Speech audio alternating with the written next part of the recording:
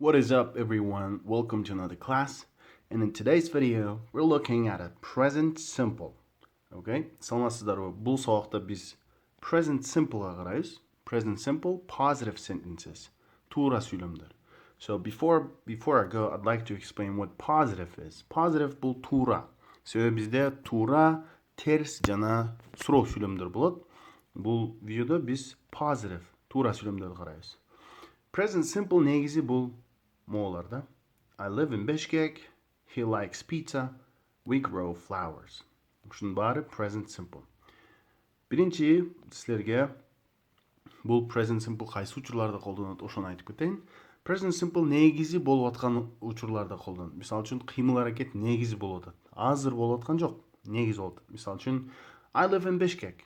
Да? Негизи мен Бишкекте жашайм. He likes pizza. Ал пиццаны жакшы көрөт. Азыр жеп жаткан жок.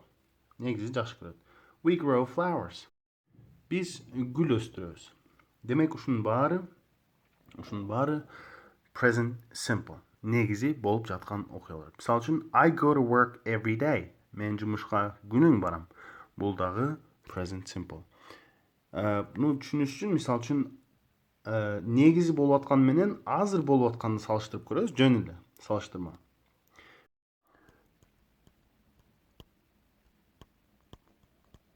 I am speaking. Бул демек азыр болуп атат.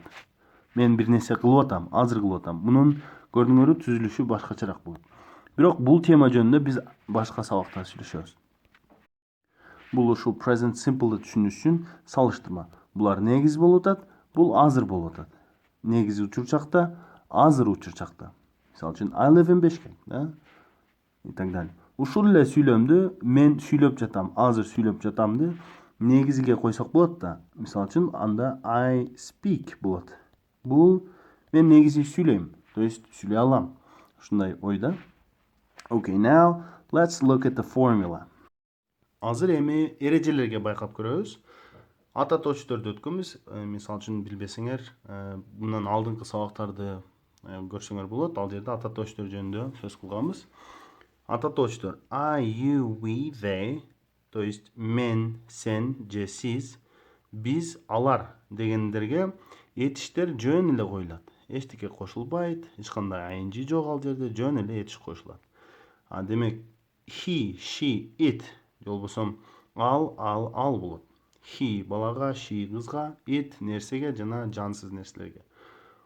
Ошондой эле глагол кошулат, бирок аягына s кошулат. He works. She lives.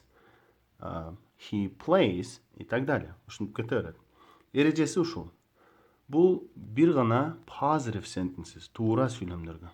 Эмки сабактарда биз терс сүйлөмдөр кантип иштейт, аны дагы түшүндүрүп беребиз.